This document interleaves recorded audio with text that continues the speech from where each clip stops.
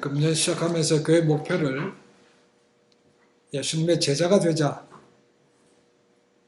정했습니다. 그리고 몇 주간을 통해서 제자는 어떤 사람인가, 제자가 되려면 어떤 자격이 있어야 되는가라는 말씀을 나눴습니다. 누구라도 내가 죄인이고 예수님만이 나의 죄를 사실 구세주로 믿으면 구원받습니다. 하나님의 자녀가 됩니다. 그렇다고 해서 모두가 다 제자가 되는 것은 아닙니다. 그렇다고 해서 성경에 나오는 12제자만이 제자도 아닙니다. 그렇죠? 누구라도 예수님을 믿고 구세주를 믿고 그 말씀대로 순종하고 따라가는 사람은 제자가 될 수 있습니다. 그렇죠? 우리가 그렇게 되자는 거죠. 그렇지만 예수께서 말씀하셨던 대로 자기를 부인하고 자기 십자가를 지고 평생토록 주님을 쫓아가는 것은 결코 쉽지가 않습니다. 그러니까 제자가 진짜 제자가 된다는 것은 그렇게 쉬운 것이 아니라는 거죠. 믿음의 경주 시작했습니다. 믿는 순간부터 시작했습니다. 그리고 마지막 총착지까지 주님 품에 갈 때까지 완주하는 것도 사실은 쉽지가 않습니다. 중간에 포기하고 떠나는 사람, 또 마지막 환란이 올 때 배도하는 일이 분명히 있습니다. 그때까지 믿음을 지켜가야 되는 것이죠. 그리고 기왕 믿었으면 주님께서 기뻐하시는 제자로 더더욱 바뀌어가는 것이 좋다고 얘기했습니다. 그러면 저희가 모두가 다 그렇게 되기를 축원합니다. 이제 오늘 몇 주간이 되겠지 모르지만 12제자들의 그런 삶을 같이 돌아봅니다. 그 첫 번째가 오늘 우리가 봤던 사도 야고보입니다. 12제자 가운데 한 사람인 야고보입니다. 여러분들은 야고보에 대해서 얼마큼 아십니까? 생각보다 많이 알려지지 않습니다. 많이 아는 게 성경에도 많이 나와 있지 않습니다. 성경에 야고보란 이름이 제자 가운데 3명이 나옵니다. 그렇죠? 지금 우리가 보는 사도 야고보가 있죠? 그 다음에 12제자 가운데 또 한 사람이 있습니다. 알페오의 아들 야고보라고 되어 있습니다. 그리고 또 한 사람이 있습니다. 성경에 야고보서의 저자 예수님의 동생이 야고보가 있습니다.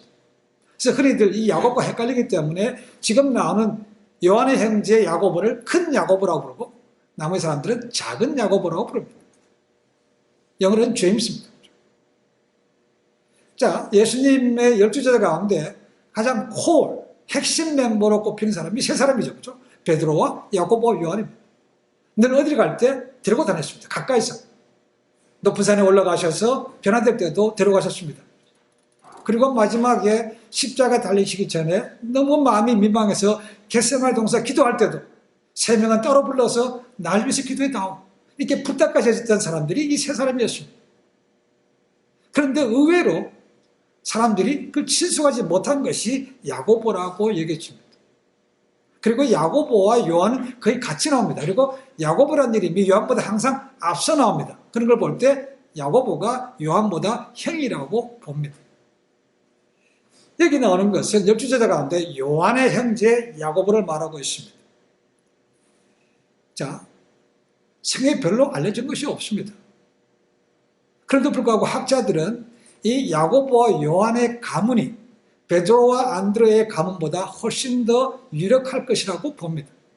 그 이유가 뭔가? 성경의 네 복음서에 동일하게 이 야고보 요한을 세베대의 아들이라고 표현하고 있다는 겁니다. 세베대의 아들. 그러니까 이 세베대가 상당히 중요한 인물이라는 거죠. 자, 어떻게 중요한 인물인지, 그가 돈이 많았는지, 아니면 그가 뼈대 있는 가문인지, 그거는 정확히 잘 나와 있지 않습니다. 그러나 재정적으로도 부족하지 않았던 가문인 것을 알 수 있습니다. 그 근거가 마가복음 1장 20절에 나옵니다. 제가 한번 읽어보겠습니다. 조금 더 가시다가 세베대의 아들 야고보와 요한을 보시니 그들도 배에 있어 그물을 깁는데 곧 부르시니 그 아버지 세베대를 품꾼들과 함께 배에 버려두고 예수를 따라가니라고 되어 있습니다. 물고를 잡는데 뭐라고요? 품꾼들이 있다는 것이죠. 그러니까 일꾼들을 고용할 정도로 재정적으로는 넉넉했다는 거죠. 그리고 이 집안이 어떤 집안인가? 그러니까 엿볼 수 있는 것이 우리가 요한복음에서 볼 수 있습니다. 앞으로 이제 보게 되겠지만 예수께서 이제 마지막에 로마 군인들과 그 다음에 제사장들이 공에서 보냈던 군인들에게 잡혀서 갑니다. 그렇죠? 제사장 집으로 끌려갑니다. 그때 도망갔던 베드로가 다시 적당히 거리를 두고 어떻게 되나 보면 따라옵니다. 그렇죠? 근데 베드로가 그 대제사장 집에 들어가기 쉬웠습니까? 못 들어갔습니다. 근데 사도 요한은 들어갔다고 기록하고 있습니다. 그렇죠? 요한복음 18장 15절 16절에 이렇게 되어 있습니다. 시몬 베드로와 또 다른 제자 한 사람이 예수를 따르니 이 제자는 대제사장과 아는 사람이라. 예수와 함께 대제사장의 집들에 들어가고 베드로는 문 밖에 서 있는지라 대제사장을 아는 그 다른 제자가 나가서 문 지키는 여자에게 말하여 베드로를 데리고 들어오니 라고 했습니다. 대제사장 집에 들어갔던 사람이 누구겠습니까? 요한입니다. 그렇죠? 그 요한이 베드로가 못 들어오고 있으니까 직접 나가서 여종에게 데리고 들어오라고 허락했기 때문에 들어왔다는 것이죠. 그러니까 야고보 요한의 가문이 제사장과도 굉장히 친숙한 그런 가문이라는 거죠. 그러니까 아무 그거 없이 들어고 나갈 수 있는 그런 가문 출신이라는 거죠. 정확히 그 배경이 뭔지 모릅니다. 그러나 초대교회의 기록에 의하면 야고보와 요한의 집안이 레위 지파라고 나옵니다. 어쨌거나 그가 어떻게 해서 유력하든 간에 갈릴리와 예루살렘까지 대제사장을 알 정도로 굉장히 유력한 집안이었다는 것은 분명합니다. 자, 그와 같은 유력한 집안의 맏형이다. 야고보입니다. 그렇죠? 그러니까 뭔가 좀 리더가 되고 싶지 않겠습니까? 라는 거죠. 사실 그런 것들이 복음서에 특히 누가복음에 보면 나옵니다. 제자들 가운데 누가 더 큰 자가 될 것이냐로 다투었다고 되어 있습니다. 거기 야고보도 낀다고 봅니다. 야, 우리 집안이 이런 집안이야. 내가 리더가 돼야 돼. 이런 것이라는 거죠. 그것이 누가복음 22장 24절에 나오고 누가복음 9장 46절에도 나옵니다. 이들 스스로도 리더가 되고 싶어 했고 또 하나 그가 리더가 되고 싶어 하는데 좀 부추긴 사람이 있습니다. 누구겠습니까? 어머니입니다. 어머니. 야고보와 요한의 어머니. 요즘 얘기하면 치맛바람의 원조가 요한과 야고보의 어머니라고 얘기합니다. 그러니까 세베대의 아내죠. 세베대의 아내. 어떻게 했는가? 똑같이 마태복음 20장 20절 21절 보시면 예수님을 좋게 보고 앞으로 크게 될 분이라고 보고 잘 되면 내 아들 두 아들을 갖다가 하나는 좌편에 하나는 우편에 앉혀주십시오라고 청탁을 했다는 겁니다. 이게 치맛바람이 원조죠. 그러니까 이 때가 언젠가 마태복음 20장 보면 그 때가 언젠가 예수님께서 이제 십자가에 돌아가실 때가 얼마 안 되는 시절입니다. 마음이 굉장히 괴로울 때입니다. 그런데 어머니가 가서 청탁하는 겁니다. 즉 내용도 좋지 않고 시기도 아주 좋지 않은 데에 청탁을 했다는 것이죠. 그러니까 그렇지만 이 세베대 아내는 분명히 어떤 안목은 예수님에 대한 보는 안목은 있었다고 생각합니다. 그러니까 구세주로서 메시아로서가 아니가 하여간 뭔가 크게 한다는 거죠. 그러니까 잘 되면 내 두 아들을 오른편 왼편에 좌우로 삼아달라는 거죠. 자, 일반적으로 야고보와 요한의 어머니의 이름을 성경에는 나와 있지 않습니다. 누구라고 합니까? 살로메라고 얘기합니다. 살로메. 여러분 살로메라고 하면 기억나는 것이 있습니까? 일반적으로 살로메 하면 침례 요한의 목을 베라고 요구했던, 그렇죠? 헤로디아의 딸 이름이 일반적으로 살로메라고 많은 사람들이 기억합니다. 근데 성경에 나와 있지 않습니다. 그냥 헤로디아의 딸이라고 나와 있는데 그러면 그 사람들이 어떻게 살로메를 기억하는가? 그것은 극작가 오스카 와일드라는 사람이 1893년에 쓴 극작 책 이름이 연극 이름이 살로메. 이 헤로디아의 딸을 주제로 해서 그걸 썼고 또 올려 출품하게 되었습니다. 그런데 야고보와 요한의 어머니 이름도 살로메라는 것입니다. 성경에 분명히 요한의 어머니 이름이 살로메라고 나오지는 않습니다. 그런데 두 구절을 비교해 보면 그들의 어머니 이름이 살로메인 것을 알 수 있습니다. 자, 마태복음 27장 56절과 마가복음 15장 40절을 제가 한번 두 구절을 따로 읽어보겠습니다. 예수님께 십자가에 박혀 돌아가시 그때에 끝까지 그것을 따라갔고 지켜보았던 예인들의 이름이 나옵니다. 자, 마태복음 27장 56절 그 중에는 막달라 마리아와 또 야고보와 요셉의 어머니 마리아와 또 세베대의 아들들의 어머니도 있더라라고 되어 있습니다. 여기서 야고보와 요셉의 어머니 누구였습니까? 예수님의 어머니 마리아를 얘기하고 있습니다. 막달라 마리아는 귀신 들렸다가 예수님부터 고침받은 여인을 얘기하는 것이고 따라간 여인들이 많았다는 거죠. 자, 마가복음 15장 40절을 읽어보겠습니다. 멀리서 바라보는 여자들도 있었는데 그 중에 막달라 마리아와 또 작은 야고보와 요새의 어머니 마리아와 또 살로메가 있었으니라고 되어 있습니다.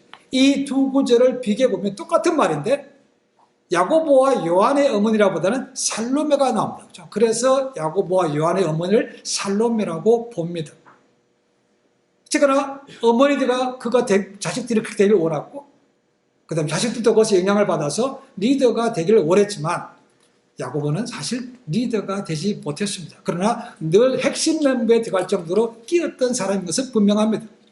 사정정들에 보시면 베드로와 야고보와 요한 이렇게 나옵니다. 그렇죠? 그러니까 베드로처럼 제자들의 리더가 되지는 못했지만 그 항상 리더 축에 끼었던 사람이 이 야고보인 것이죠. 첫째가 되지 못했지만 되고 싶었는데 못했습니다. 그렇죠? 그러나 그가 첫 번째가 된 것이 뭔가? 바로 첫 번째 순교였다는 것이죠. 그렇죠? 좀 안타까운 것이지만 자, 그의 가문은 그렇습니다. 자, 그러면 야고보의 성품은 어떤가라는 거죠. 일반적으로 학자들은 야고보의 성품을 한마디로 얘기한다면 패션이라고 합니다. 패션, 열정, 열이라는 거죠. 어떻게 알 수 있는가? 이 야고보와 요한의 별명을 통해서 알 수 있습니다. 예수님께서 그들을 부르실 때 그들에게 별명을 지어줬습니다. 그렇죠? 우레의 아들 보아너게라는 이름을 줬습니다. 첫 번째 기록된 것이 마가복음 3장 17절입니다. 그들을 부를 때 베드로에게 시몬이죠. 시몬에게는 반석이라는 페트라, 베드로라는 이름을 지어주셨고 그 다음에 야고보와 요한에게는 보아너게, 우르의 아들이라는 별명을 주었다는 거죠. 그리고 그 보아너게, 우르의 아들이라는 말씀의 배경은 누가복음 9장 49절 이하에 나옵니다. 아주 자세하게 나와 있습니다. 어떻게 그가 그런 별명을 얻게 됐는지를 우리에게 단적으로 보여주는 것이 그 말입니다. 자, 이 말씀 나중에 가서 읽어보십시오. 누가복음 9장 이하를 보시면 예수님께서 갈릴리에서 예루살렘으로 절기를 지키기 위해서 올라갈 때였습니다. 자, 갈릴리에서 예루살렘까지 가는 길은 지도상으로는 북에서 남으로 내려가는 것이지만 유대인들은 항상 성전이 중심이었기 때문에 예루살렘으로 올라간다고 표현하고 있습니다. 그렇죠? 자, 갈릴리에서 예루살렘으로 가는 길이 여러 가지 길이 있습니다. 바다로 갈 수도 있고 육로로 갈 수 있습니다. 근데 가장 단거리는 사마리아 땅을 통해서 가는 것입니다. 직선거리로 가는 거죠. 그런데 문제가 있습니다. 사마리아인들과 유대인들은 서로 상종을 안 하는 거죠. 유대인들은 그들 향해서 개보다 못한 종교들하고 했다는 것이죠. 그러니까 그 땅을 지나가기가 쉽지 않습니다. 그러니까 일반적으로 유대인들이 갈릴리에서부터 예루살렘 가려면 요단 동편으로 건너갑니다. 그리고 페리아라는 광야를 통과해서 다시 가까이 가서 요단강을 건너서 예루살렘으로 간다는 거죠. 먼 길입니다. 근데 그들과 상주하기 싫어서 그렇게 간다는 거죠. 근데 예수님께서 그 예루살렘에 가시면서 이번에는 뭐라 합니까? 사마리아 땅으로 가죠. 제자들이 그럴 겁니다. 또 글로 왜 갑니까? 좋지 않은 사람도 있는데. 이렇게 본다는 거죠. 그러니까 그런 서로 좋지 않은 감정을 가지고 있는데 예수님 일행이 사마리아 땅에 가서 밥을 먹는다고 하면 기쁘게 음식을 잘 차려주겠습니까? 하룻밤 머물게 좋겠는데 방이 있습니까? 라면 쉽게 방을 주겠습니까? 라는 거죠. 안 준다는 거죠. 그러니까 반대하는 것이 보인다는 거죠. 그것을 보고 요한이 뭐라고 얘기하는가? 누가복음 9장 54절에 보면 화가 나가지고 이렇게 얘기합니다. 주여, 우리가 불을 명하여 하늘로서부터 내려 저들을 멸하라 원하십니까? 하나는 저희들 싸가지 없는데 불 내려서 아예 태워버릴까요? 이 말입니다. 그래서 예수님께서 보시고 우리의 아들 보아너게라는 별명을 붙여주는 것이죠. 불 같은 겁니다. 근데 우리말에는 없습니다. 근데 또 다른 사본에 보면 이 누가복음 9장 54절의 말씀 가운데 이렇게 됐습니다. 주여 엘리야가 했듯이라는 단어가 있습니다. 엘리야가. 자, 그러면 구약의 엘리야가 이와 같이 불을 내리는 것을 했다는 얘기 아닙니까? 그렇죠? 자, 집에 가서 읽어보십시오. Second Kings 왕하 1장에 나옵니다.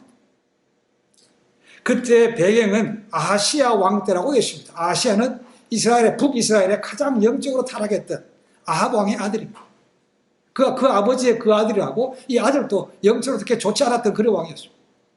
근데 이 아하시아가 한 번은 이렇게 가다가 난간에서 떨어졌다고 했습니다. 난간에서. 근데 많이 다쳤던 모양입니다. 그러니까 이 아하시아가 겁이 난 거죠. 야, 이거 큰일 난다, 이거. 내가 이거 살지 죽을지 이게 궁금하다는 것입니다. 그래서 신하를 시켜서 어떻게 하는가? 알아보려고 보내는데 어디로 보내는가? 에그론의 왕, 에그론의 신, 바알세부에게 가서 물어보라는 거죠. 이스라엘에 왕이 없습니까? 이스라엘에 선지자가 없습니까? 근데 이방신들이 섬기는 그 신한테 가서 내가 살 것이 죽을 것인지 좀 가서 알아봐라. 이렇게 사람을 보냈다는 것이죠. 이 에그론이라는 것은 우리가 다른 말로 기억하면 좋겠습니다. 블레셋이죠, 블레셋. 이스라엘과 늘 싸웠던 블레셋을 이루고 있는 5 도시 가운데 하나입니다. 에그론, 가사, 가나, 아스돗, 아스트롯이라고 되어 있습니다. 이 5 시리가 합쳐서 블레셋이라는 나라를 이룬 거죠. 그죠? 이 블레셋이라는 단어에서 팔레스타인이라는 단어가 나왔습니다. 거기 성경에 보시면 가사와 아스돗은 물고기 모양의 다곤신을 섬겼다고 되어 있습니다. 가끔 그림 보시면 머리는 물고기고 사람 몸은 인간인 것이 있습니다. 그것이 다곤신입니다. 다곤. 그 다음에 아스글론은 풍요와 다산의 신이었던 아스다롯을 섬겼고, 에그론은 파리의 왕인 바알세부를 섬겼습니다. 바알이 나오죠. 바알과 아세라 전부 다 우상들입니다. 그러니까 이 아시아 왕이 자기가 죽을지 날지 이걸 몰아서 이 이방신한테 가서 좀 알아보라고 사람을 보냈다는 거죠. 그런데 이 당시에 선지자가 누구라고 했습니까? 엘리야였습니다. 하나님께서 사자를 메신저를 통해서 엘리야에게 그 사실을 알려줍니다. 야, 얘가 이것 때문에 간다. 네가 가서 그들을 만나라는 것이죠. 그래서 이 사람들은 북이스라엘에서 사마리 땅이죠. 그렇죠? 사마리 땅에서 에그론으로 내려가다가 엘리야를 만납니다. 엘리야가 만나서 얘기합니다. 가서 분명히 얘기해라. 하나님이 얘기하시는데 그가 이스라엘 하나님 여호와를 의지하지 않고 이방신을 섬겼기 때문에 침상에서 내려오지 못하고 반드시 죽는다라고 전하라고 했다는 것이죠. 그래서 이 메신저들이 왕한테 갑니다. 그 얘기를 전합니다. 근데 왕은 이 말을 한 사람이 누군지 모릅니다. 그러니까 물어보죠. 그죠? 궁금하니까. 야, 그렇게 말한 사람이 어떻게 생겼더냐? 나한테 얘기해봐. 그래서 이렇게 얘기하는데 보니까 누구겠습니까? 엘리야라는 거죠. 엘리야는 이미 자기 아버지 아합 때부터 그런 악연이 있는 것을 알고 있습니다. 그렇죠? 그 자기 길을 막았다는 거죠. 그러니까 아시아 왕이 또 얘기합니다. 부하들을 보내면서 그를 좀 데리고 와라. 부탁합니다. 그래서 50부장, 100부장 있는 거 아시죠? 그죠? 50부장은 밑에 부하들이 50명 있는 사람을 얘기하고 있습니다. 그러니까 50부장과 밑에 50명, 51명을 보냈습니다. 그래서 이들이 엘리야를 찾으러 갔습니다. 그 엘리야 갔더니 성경 말씀 보니까 산 위에 앉아있더라고 되어 있습니다. 엘리야는 알고 있다는 거죠. 그래서 그들을 만났을 때 엘리야가 얘기합니다. 내가 만약에 하나님의 사람이라면 불이 하늘에서 내려와서 너와 50명을 살을지로다라는 명령입니다. 열왕기하 1장 10절에 나와 있습니다. 그 말이 끝남과 동시에 정말로 하늘에서 불이 내려와서 이 51명을 그냥 태워버렸습니다. 그 얘기가 다시 왕한테 들립니다. 그러니까 왕이 2번째로 또 똑같이 51명을 보냅니다. 또 가서 그를 데리고 오라고 얘기합니다. 똑같이 엘리야가 또 불을 내려서 그들을 멸했습니다. 그때 왕도 3번째로도 사람을 또 보냈습니다. 50부장 한 사람과 부하 50명, 51명을 보냈다는 거죠. 그리고 그가 드디어 또 엘리야를 만났습니다. 이미 앞에 자기 동료들의 얘기는 들어서 알고 있습니다. 그 만나면 조심해야 된다. 불려다서 태워주고 딱 그 얘기를 들었다는 것이죠. 그러니까 이 50부장이 엘리야를 보자마자 그냥 무릎 꿇고 엎드립니다. 우리 51명 생명을 귀하게 여겨달라. 바꿔 얘기하면 살려달라고 부탁합니다. 그랬더니 하나님께서 그 모습을 보시고 메신저를 보내서 엘리야한테 엘리야야 염려하지 말고 두려워하지 말고 따라가서 담대하게 네가 할 얘기를 하라고 얘기합니다. 그래서 51명이 3번째 만에 다시 왕 앞에 갑니다. 그리고 엘리야는 똑같이 얘기합니다. 네가 하나님 여호와 대신에 이방신을 섬겼기 때문에 나는 심상에서 내려오지 못하고 반드시 죽는다라고 얘기했습니다. 그리고 그 예언대로 아시아는 죽습니다. 그것이 나오는 엘리야가 했듯이라는 표현입니다.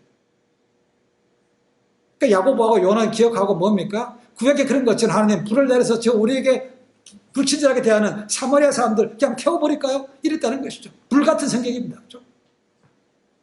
그래서 예수님께서 그들을 부르실 때 베드로에게는, 그러니까 시몬에게는 페트라, 반석이라는 이름을 지었는 것처럼 이들에게는 보안에게 우리의 아들의 이름을 지어줄 때 그 순간에 어쩌면 그의 운명이, 야곱의 운명이 결정지어진지 모르겠습니다. 그 운명이라는 게 뭡니까? 첫 번째로 목배임을 당해서 순교당하는 것이죠.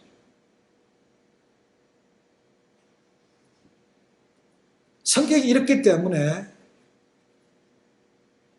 그가 처음에 예수님 앞에 나올 때 그리고 마지막에 순교할 때 똑같은 성격, 바뀌지 않았다. 그런 의미는 아닙니다. 분명히 동생이었던 요한도 똑같이 보안에게는 별명을 붙었습니다. 그렇죠? 근데 요한은 어떻습니까? 성경에 보시면 예수께서 사랑하시는 그 제자, 예수님의 품 안에 있는 그 제자, 그리고 예수님께서 십자가상에서 요한아, 내 어머니다 부탁했던 그 요한, 성격이 많이 바뀌었습니다. 오래 살았던, 그리고 사랑의 사도로 부른 사람이 요한입니다. 그렇죠? 그러니까 야고보도 처음에는 불같은 성격이었지만 분명히 주님과 함께 동행하면서 훈련하면서 그 성품이 바뀌었을 거라고 생각합니다. 욱하는 성격에서 열정으로 바뀌었다는 것이죠. 그 혀를 다스릴 줄 알고 그 감정도 다스릴 수 있는 그런 사람이 됐다는 것이죠. 그러나 여전히 복음을 전하는 것 때문에 이 유대인의 헤롯 왕에게 미움을 받아서 첫 번째로 목배임을 당하게 되는 것이죠. 리더가 되고 싶었습니다. 1등이 되고 싶었습니다. 그러나 그런 것은 못했지만 첫 번째로 순교하는 순교자의 영광은 누리게 됐습니다. 예수께서는 데리고 다니면서 요한과 함께 훈련시켜서 이제 그가 첫 번째 높은 자리는 아니었지만 오히려 그들을 변화시켜서 고난의 잔으로 고난의 잔을 마실 수 있도록 만들어 주신 거죠. 쉽지 않습니다. 그럼 우리 말로 순교라는 것이지 그럼 순교하기 쉽겠습니까? 못합니다. 진짜. 저도 못합니다. 근데 야고보가 그렇게 욱했던 사람이 그렇게 복음 전하다가 잡혔을 때 순순히 길을 갔다는 거죠. 자, 또 하나 우리가 볼 사람이 있습니다. 여기 야고보를 목배이도록 허락했던 왕이 누구라고 되어 있습니까? 헤롯이라고 되어 있습니다. 헤롯. 성경에 헤롯이라는 이름이 굉장히 많습니다. 가장 먼저는 예수님이 태어나실 때 왕이었던 헤롯 대왕이 있습니다. 헤롯 더 그레이트라고 얘기해요. 그리고 나머지 아들들 다 이름이 헤롯입니다. 헤롯 빌립, 헤롯 아그리파 있었습니다. 여기 나오는 헤롯은 헤롯 대왕의 손자입니다.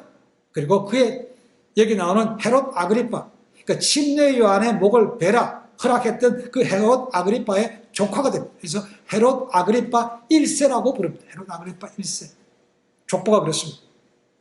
왜 그가 교회를 대적하고 예수님 제자들을 갖다가 죽였을까? 저건 이유는 성경에 나와 있지 않습니다.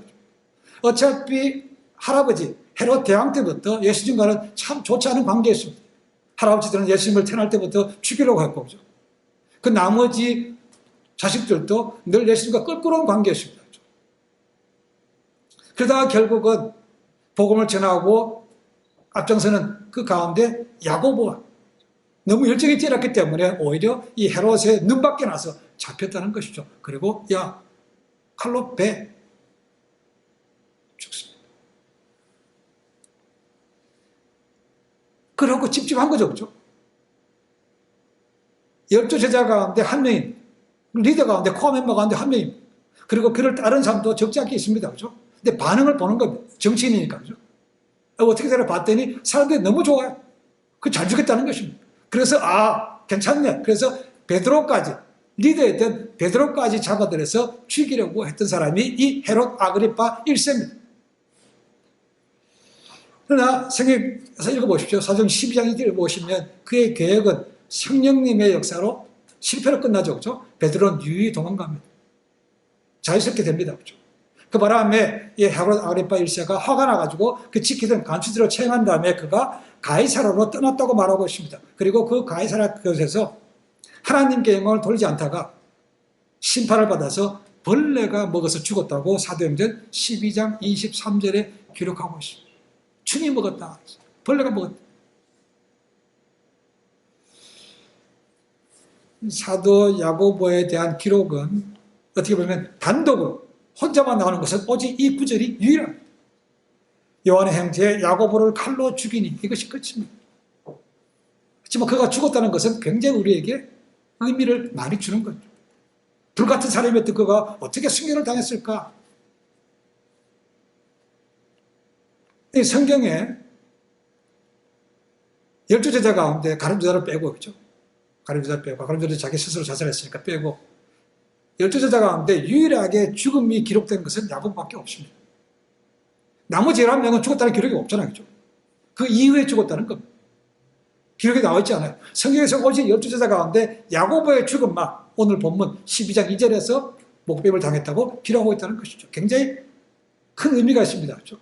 첫 번째가 되고 싶었지만 못됐습니다. 그런데 첫 번째 순교자로 된 것이죠. 그렇게 욱했던 불같은 성격의 그 사람이 훈련을 통해서 권사님 기도하셨지만 성령 충만으로 그의 혀와 그의 성품을 다스리게 되고 변화가 됐기 때문에 하나님의 귀하게 쓰임받고 마지막 자기의 삶도 들여서 복음을 증거하는 그런 사람이 된 것이죠.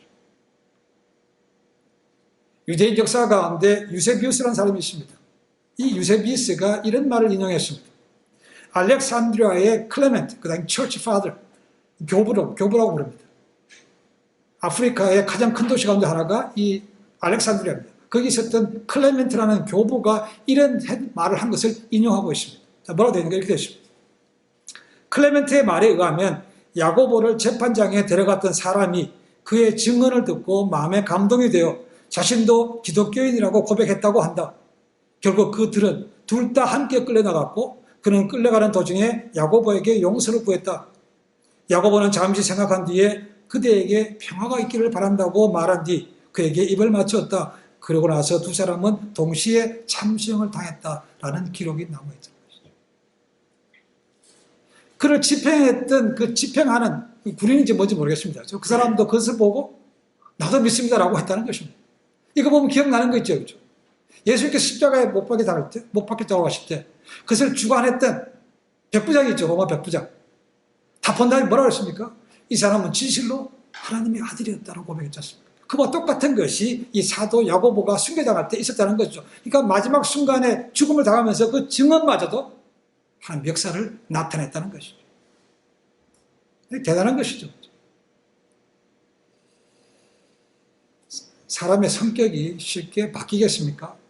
잘 안 바뀌죠. 우리가 잘 압니다. 그렇죠? 바뀌었다고 생각하는데 어느 순간 보면 불쑥불쑥 나오는 거죠. 근데 야고보는 제가 보기에는 완전히 바뀌었다는 거죠. 요한처럼. 사랑의 사도, 열정의 사도로 바뀐 것이죠.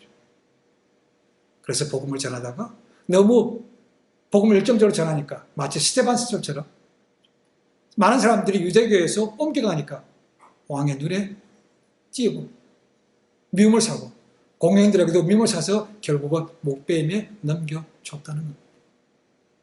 잘 알려지지 않았지만 성경을 통해서 우리가 사도 야고보가 그런 사람이었고 그가 첫 번째로 순교당했다는 사실을 기억할 수 있습니다. 우리가 그렇게 되겠습니까? 우리는 그런 시대도 아닌데. 그렇죠? 그러나 지금도 중국이든 아니면 중동권에서는 예수 믿으려면 복음을 전하려면 목숨 걸어야 됩니다. 중국에서는 그냥 감금하고 미국 시민권 가지고 있으면 추방으로 끝나진 거지만 중동에서는 뭡니까? 코란이 아니면 칼입니다. 그렇죠? 그러니까 바로 목배임을 당합니다. 이런 곳에 우리가 가겠습니까? 그렇죠? 근데 지금도 거기서 복음을 전하는 분들이 많습니다. 제가 2015년도에 YM 예수전달에 갔을 때 듣기로 이미 그 당시에 YM 사람들만 200명 있었다고 얘기합니다. 200명. 지금도 많습니다. 사도 야고보의 이런 삶을 우리가 나눠보면서 우리도 여러 가지 모진 것들이 많습니다. 그렇지만 아까 권사님 기도하셨던 대로 성령으로 인도를 받고 성령으로 변화가 되면 우리도 그렇게 쓰임받을 수 있다는 거예요. 꼭 그와 같은 순교의 길로 가라는 얘기는 아닙니다. 그렇죠? 지금보다 더 나은 쓰임받은 일꾼이 될 수 있다는 거죠. 그래서 바울은 얘기합니다. 성령의 충만을 받으라. 그건 뭡니까? 어제 충만했으니까 오늘 안 해도 된다는 것이 아니고 날마다 충만을 받으라는 말이 그겁니다. 어차피 우리 육신, 감과 생각이 되는 거죠. 나이가 들수록 약해집니다. 지금도 생기고 아픈 것도 많이 생깁니다. 감과 생각이 되는 거죠. 열정도 마찬가지 아닙니까? 처음에 뜨거운 열정이 그대로 갖고 있습니까? 갈수록 점점 식는 거죠. 이것을 살리는 길은 하나밖에 없는 거죠. 성령 충만밖에 없다는 거예요. 그래서 우리도 부족하지만, 저희도 시거적하지만 성령님 다시 우리를 뜨겁게 해주시고 주님의 제자로 거듭날 수 있도록 인도하옵소서라고 결심하고 나가면 하나님께서 긍휼히 여겨주시고 변화시켜 주시고 하나님 미래 귀하게 쓰임받게 하실 줄로 믿습니다. 그런 삶이 되기를 축원합니다. 같이 기도하겠습니다.